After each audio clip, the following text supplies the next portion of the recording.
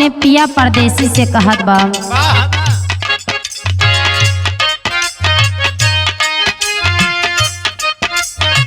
क्या बात है।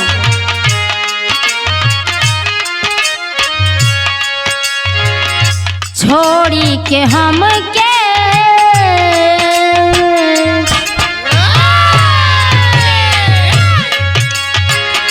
छोड़ी के हम के नौकरी करेला, छोड़ी के हम के नौकरी करेला, केतना रुपैया तू पावेला।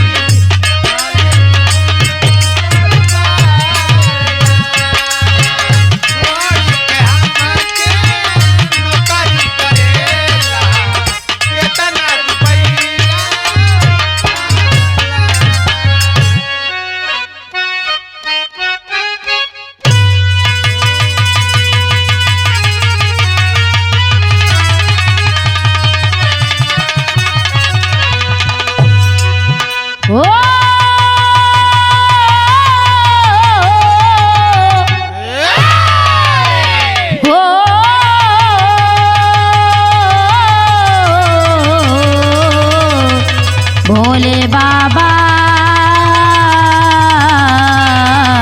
जोगिया हो राम।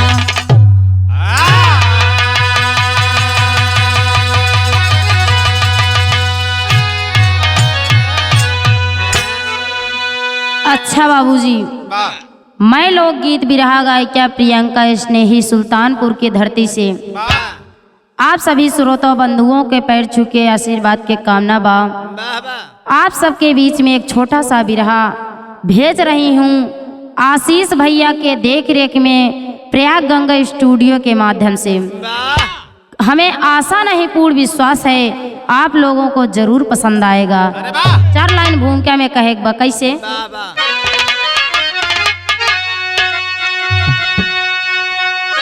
जैसे चंदा बिना चांदनी ना खिले, रोशनी बिन किरण की जवानी कहाँ, फूल बिन ना खिले फूल की डालियाँ, पानी बिन सरवर सरिता सुहानी कहाँ। माँ सती बैठी थी एक दिन सिंगार कर, राह को देख कर भोले दानी कहा, देख कर भोले बाबा जी कहने लगे, आज बिजली गिरेगी भवानी कहाँ।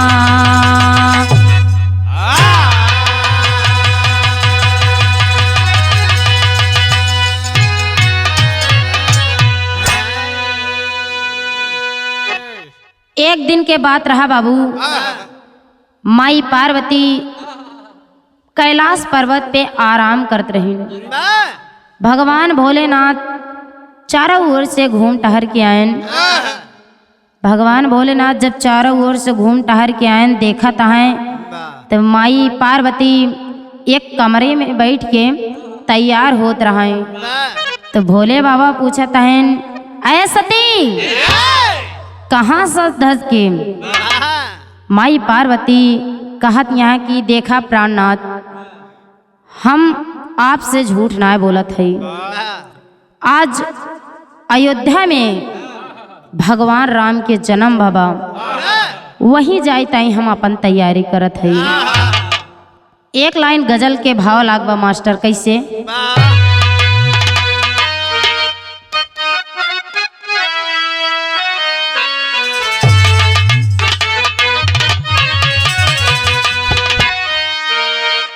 प्रेमी और प्रेमिका के बात बा कहे के बा कैसे?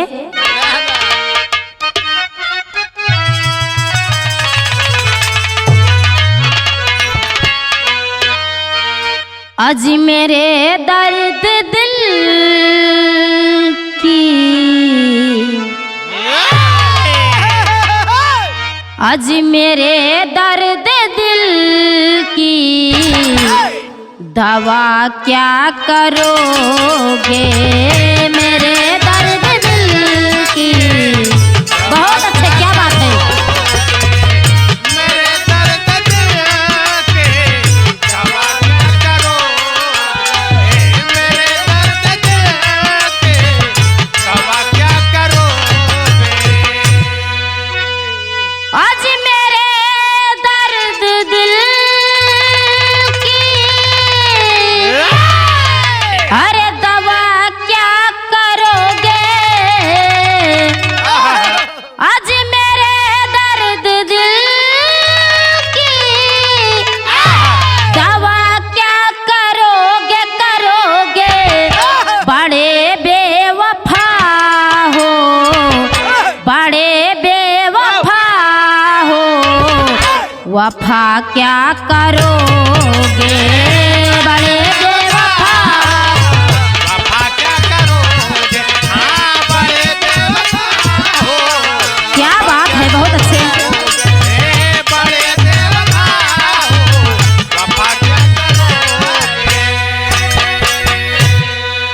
लेकिन भाव में कहे बा कैसे?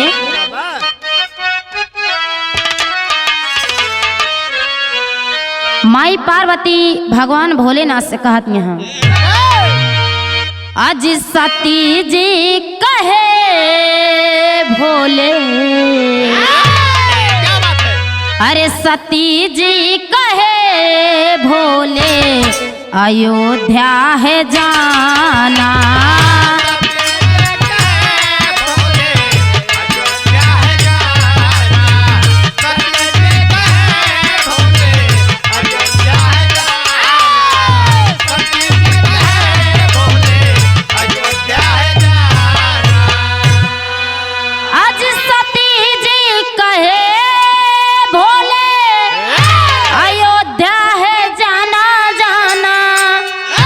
अरे हुए राम पैदा, हुए राम पैदा करुणा बहाना।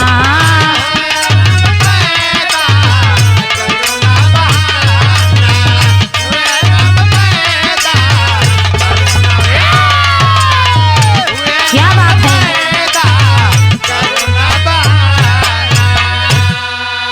माई पार्वती भगवान भोलेनाथ से कहत यहाँ कि प्राणनाथ हम आपसे बहाना नहीं करत है। अयोध्या में भगवान राम के जन्म बाबा वहाँ से सिर्फ नारी के बुलावा आवा बा, हम वहीं जाते तैयारी करते ही।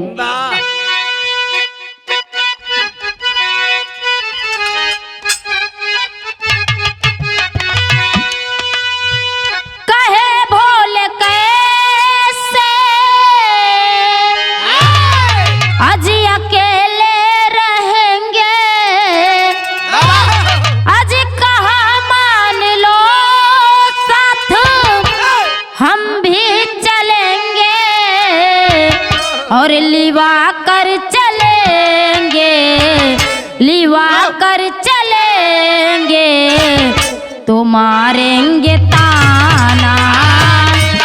चलेंगे तो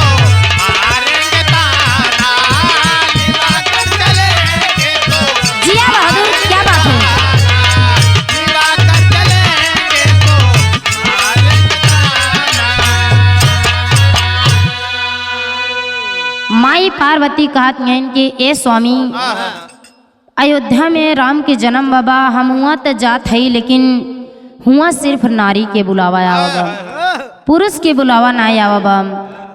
भगवान भोलेनाथ माई पार्वती से कहत हैं, ऐ सती, जब तू यहाँ से चली जाबू तो हम अकेले कैसे रहबे। माई पार्वती भगवान भोलेनाथ से कहत हैं कि स्वामी, वहाँ सिर्फ नारी के बुलावा आए बा, अगर हम आप लाइक चलत तो हमका हमार सखी सहेली सब ताना मरही। एक लाइन के तर्ज बा मास्टर, कैसे?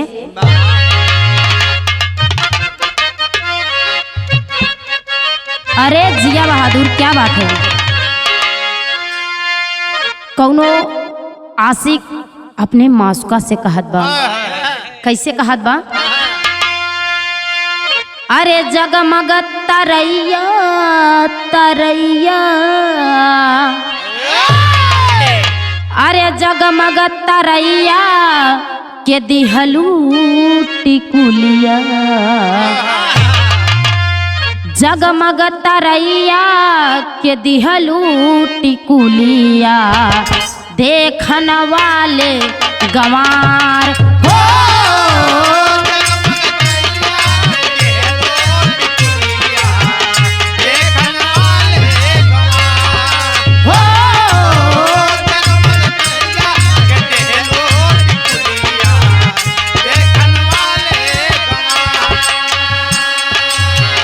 भगवान भोलेनाथ माई पार्वती से कहत हैं, ऐ सती, का गजब के बिंदी लगाए हो।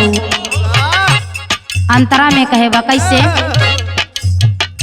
ई तो तर्ज रहा बाबू, लेकिन भाव में कहे बा, कैसे?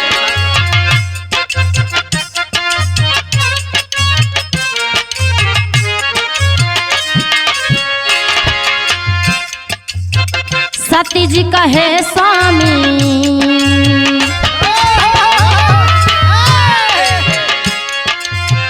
सती जी कहे स्वामी, मानिला कहनावा, कैला जननवा के भेद हो।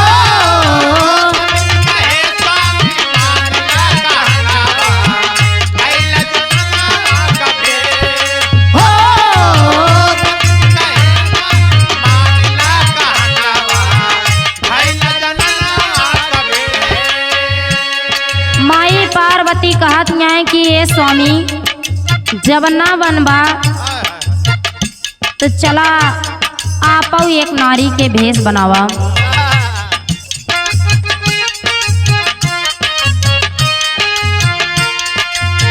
भोल कहे सती करावा सिंगारावा,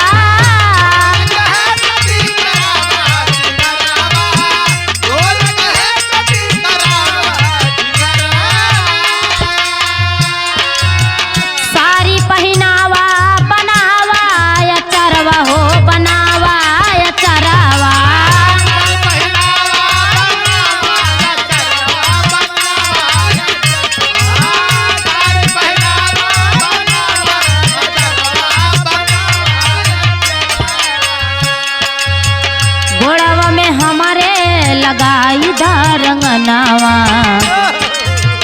घोड़ावा में हमारे लगाई दारंगनावा, कैला जननावा के भेष हो।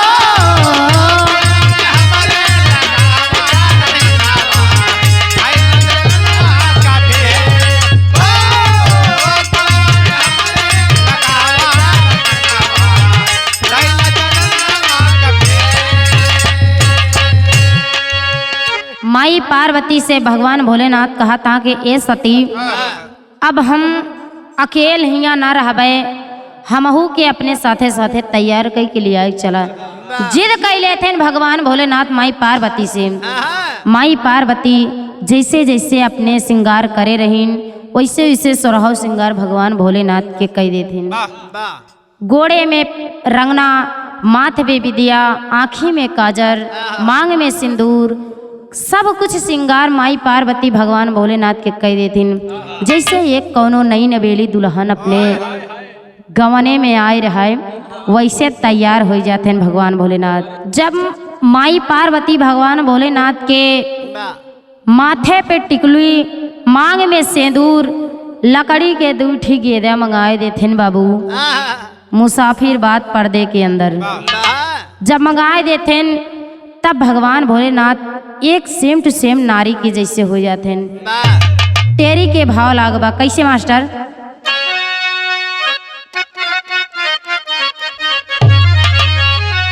अरे राम अयोध्या राजधानिया चले, अरे अयोध्या राजधानिया चले, भोला सती साथ में बन के दुल्हनिया दुल्हनिया दुल्हनिया। माई पार्वती भगवान भोलेनाथ के साथे में, पहले माई पार्वती पीछे पीछे भगवान भोलेनाथ दोनों जने दुल्हन बन के चल देते अयोध्या में, जहाँ पे भगवान राम के जन्म भरा। एक लाइन तर्ज के नमूना बा मास्टर कैसे?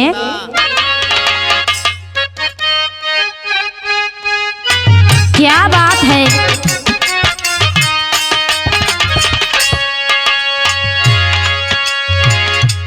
कौनो बिटिया अपने बाप से फरियाद करत बा, कहत बा अपने बाप से कैसे?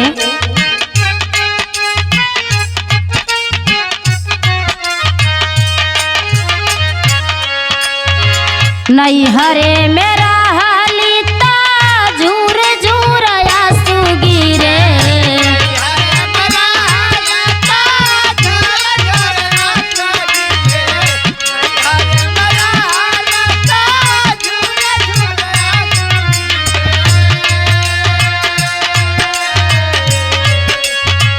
नहीं हरे मेरा हलीता झूर झूर आंसू गिरे, ससुरे में से तू आसा पनवाए बाबूजी।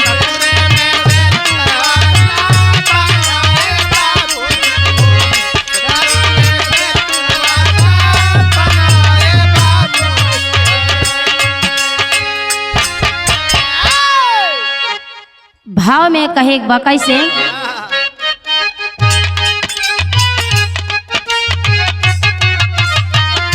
माई पार्वती भगवान भोलेनाथ के जब जात रहीन, रास्ता में पहुँचिन, रास्ता में जब पहुँचिन तो नारद ज्ञानी मिलिए। कहा है कैसे?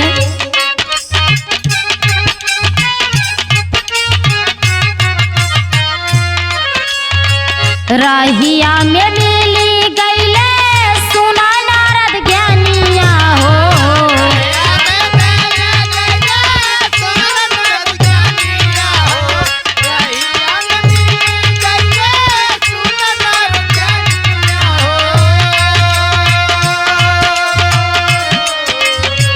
रहिया में मिली गईले सुना नारद ज्ञानिया हो, संगवा में के कर दूला हिनिया माई, संगवा में के कर दूला।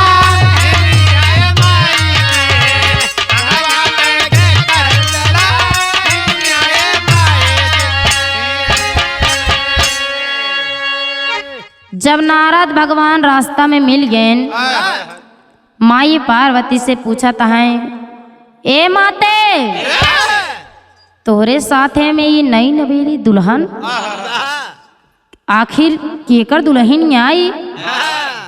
नारद भगवान माई पार्वती से जिद कर लेता है, बतावा हमका ये केकर दुल्हनिया क्या चाल है? मार झटक के चला दिया, क्या चाल है? इतनी खूबसूरत दुल्हन हम इतना दिन से आवत जात है लेकिन कबहू ना आए देखे, आखिर के कर दुल्हनिया? माई पार्वती नारद से कहत यहाँ का?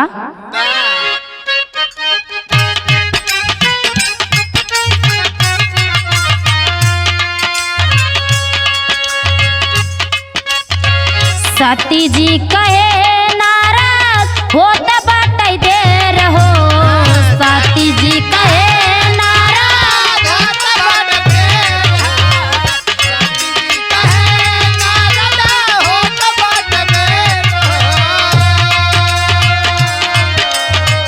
सती जी कहे नारद दिखाई देबे हो त सबेर हो, तोहका दिखाई देबे।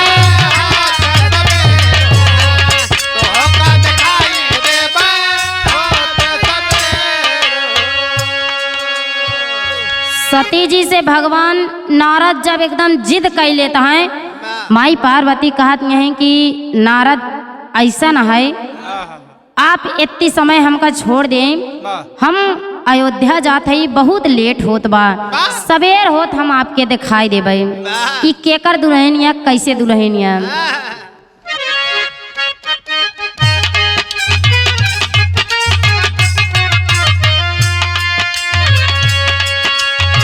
रहिया न छोड़ई नारद करई ठाना गानिया हो,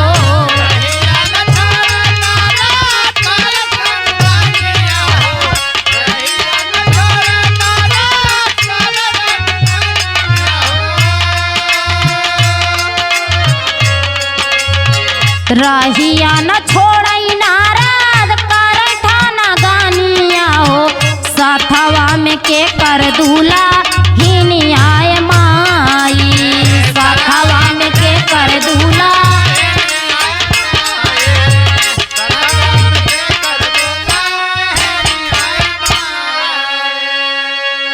माई पार्वती नारद भगवान से कैसे छुटकारा पाई के रास्ता में भगवान भोलेनाथ के आगे आगे चल देती। एक लाइन तर्ज के भाव कैसे,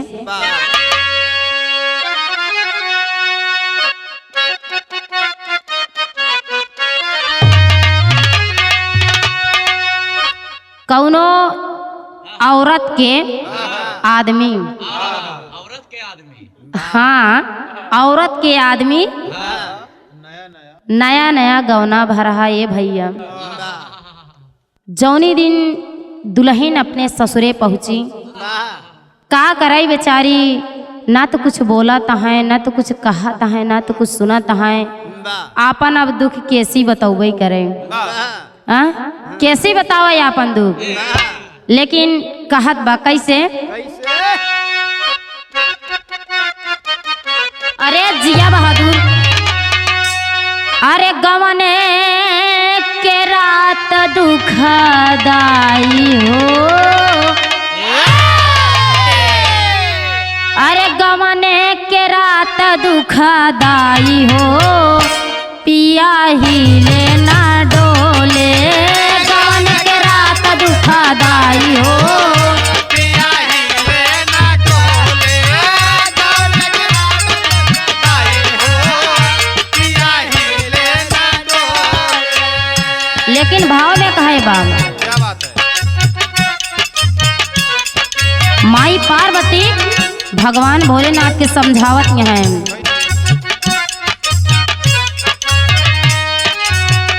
अयोध्या में जब माई पार्वती भगवान भोलेनाथ के पहुँचिन लैके समझावत यहाँ,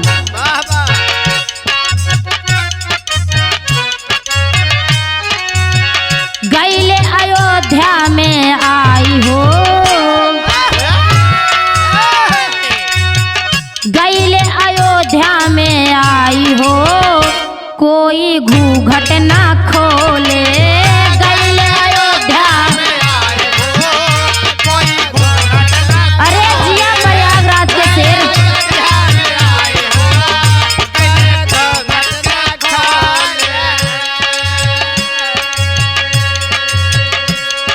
माई पार्वती भगवान भोलेनाथ के समझावत हैं, देखा स्वामी आए तो वहाँ, लेकिन सम्हारे रहा केहू घूंघट तोहार न उठावे पावे, अगर उठाई दे सारी इज्जत माटी मिल जाए।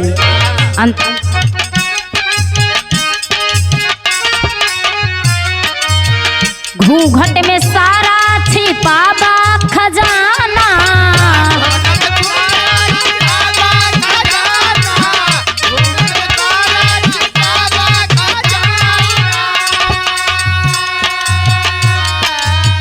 सखिया सहेली से खूब बचाना,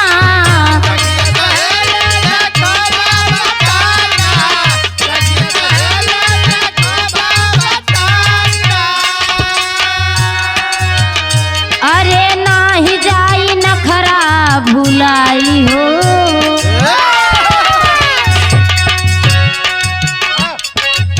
नाही जाई नखरा भुलाई हो, कोई घूंघट ना खोले।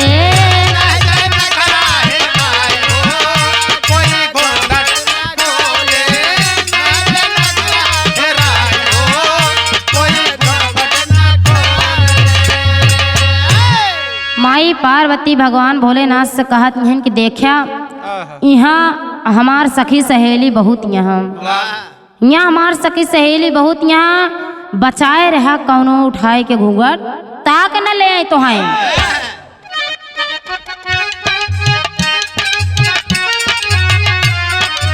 नाही माई पार्वती कहत हैं अगर कौनो उठाए के देख लेंगे जाने ला पीर जितना न खड़ा करे है सब एक दिन में हेराई जाए, एक मिनट में हेराई जाए।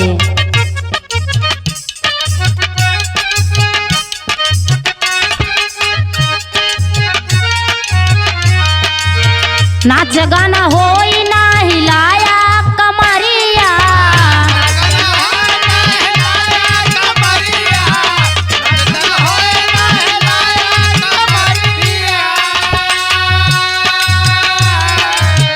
ढील ढल नाही होई जाई चुनरिया।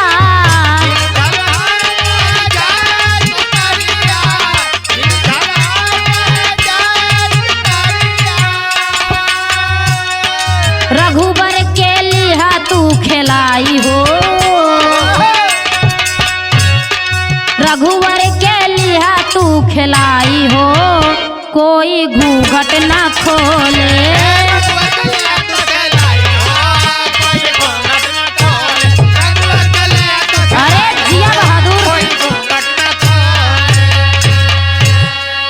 माई पार्वती कहत यहीं कि ए स्वामी ऐसे तरह से रहा कि केहू जान न पावे, नहीं तो आपके तो बेइज्जती होबे करे साथे साथे हमारा होए।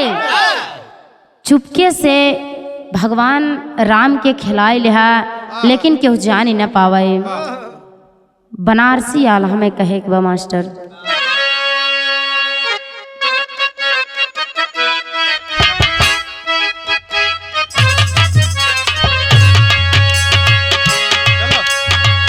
रघुबर का देख बोला व्याकुल होएगा मनवा ये भैया। रघुबर के देख भोला व्याकुल होएगा मनवा ये भैया, रघुबर के देख भोला व्याकुल होएगा मनवा ये भैया। लाकड़ी के गेदवा गाड़ै रघुबर के भाई,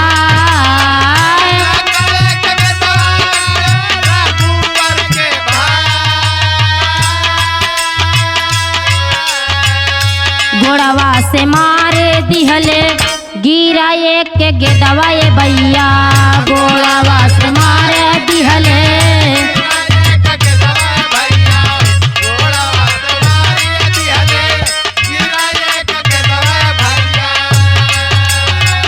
देख के गुजरिया सारी गैली घबरा।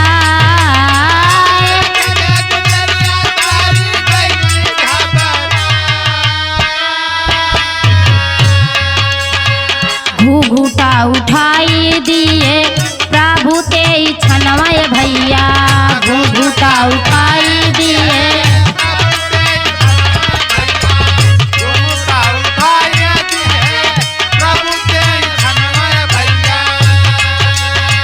हाँ से राम भोले बाबा गैले शरमा।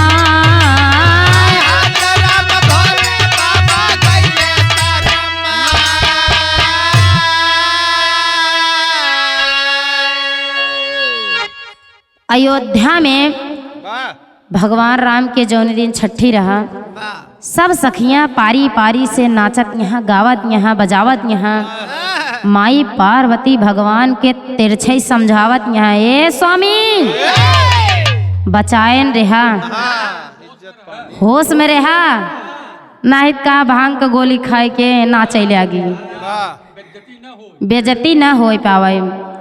पारी पारी से सब सखियां भगवान राम के खिलावत यहाँ जब पारी आई भगवान भोलेनाथ की, जैसे भगवान भोलेनाथ के गोदी में भगवान श्री राम आयन, भगवान श्री राम तो देखता ही मान में पहचान गए।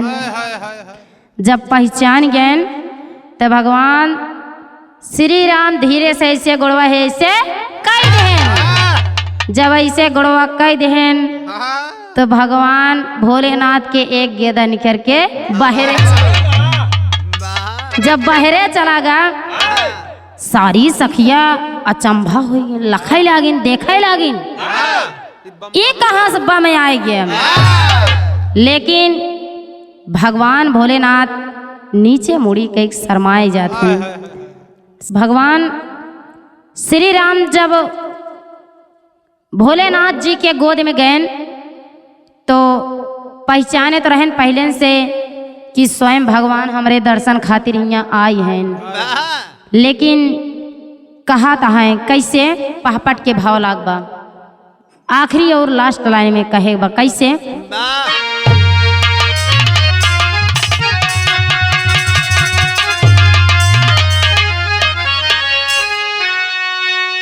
आज रघुवर कहे कि भोले, रघुवर कहे कि भोले बचाए कई गेदवा। रघुवर कहे कि भोले बचा एक कई गेदवा, त देवई नीचवा गिराई खुल जाई भेदवा।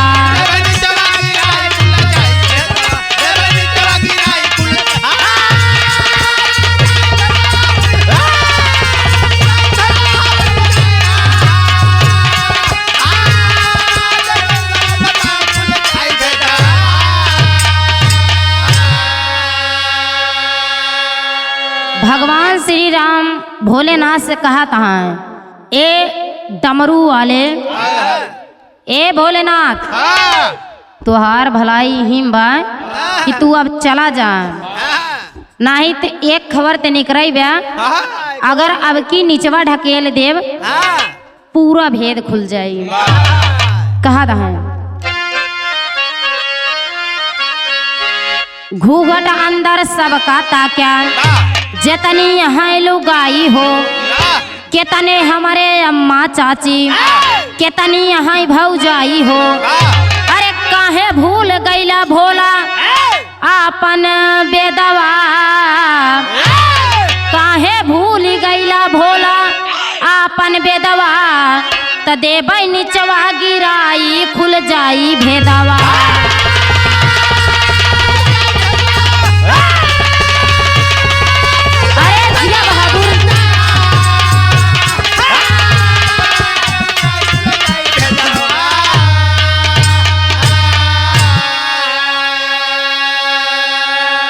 भगवान श्री राम भोलेनाथ के समझावत है कि ई घूघट जौन निकाले है यही के अंदर देखा, यहाँ पे हमार भौजाई हमार माही बहन सब जुटिए हैं, नहीं फिर का भोले बाबा आपन वेद धर्म सब कुछ भुलाए के नारी के रूप यहाँ धै के आया हम, यही बचा रहा करे के।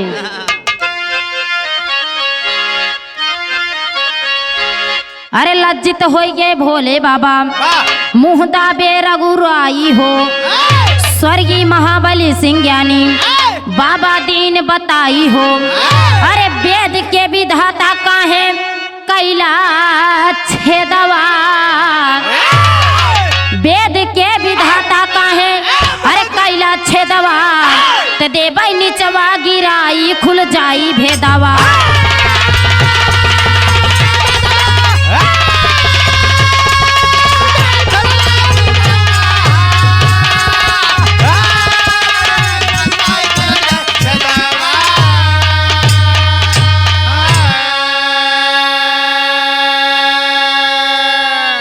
भगवान भोलेनाथ एकदम शर्मिंदा हो जाते हैं, शर्मिंदा हो जाते हैं, कुछ बोले चाहते हैं तो भगवान श्री राम उनकर मुँह धे के दाब ही देते हैं। कहते हैं कि अभी ही इतना में भलाई बा, कुछ ही जिन बोला।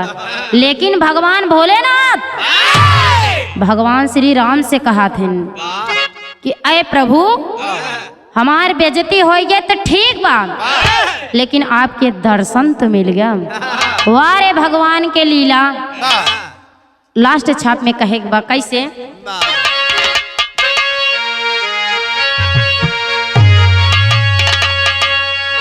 स्वर्गीय लहुरी बुद्धराम है कविता अजब बनाई, भूल चूक कुछ होई भैया, अरे माफ करा लड़काई हो, अरे अयोध्या राजा धनिया चले, ए बाबू अयोध्या राजा धनिया चले, देखा प्रियंका इसने ही कराई भजनिया, अयोध्या राजा धनिया चले।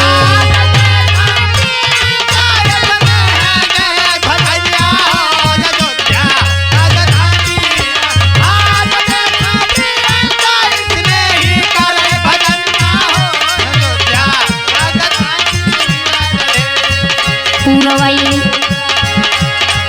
परदेसिया चली रे पूरवैया परदेसिया, चली रे पूरवैया परदेसिया, चली रे उड़ी उड़ी जाला मोरा, उड़ी उड़ी जाला मोरा, धानी रे चुनारिया परदेसिया, चली रे पूरवैया परदेसिया, चली रे पूरवैया परदेसिया, चली रे पूरवैया।